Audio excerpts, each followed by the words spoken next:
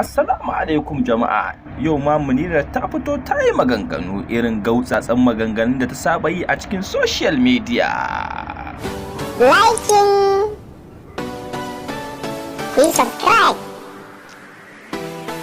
kana ku danna ƙararrawa don kallon ƙayatattun shirye-shiryenmu na hasken Arewa TV 44.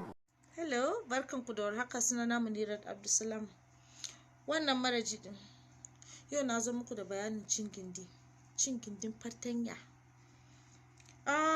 Kun san da cewa shi fartanya yana da daɗi saboda shi ana yin garaus, yana shiga yana fita ne. Amma kafin mu zo yadda yake shiga yana fita, ina so ku yi kokari ku maza ku yi odan zumbur saboda ku koyi cin fartanya da kyau. Ku sayi zumbur akan wannan layi na 09077871837.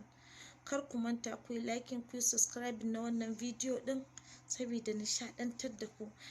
Kamar yadda na faɗa, na zo da bayanin yadda za ka yi ci matanka kamar fartanya, ita wata cin mijinta kamar tana cin fartanya. Cin daɗi. Ups. Yawa kamar yadda nake faɗa, mai gida kana turawa ne.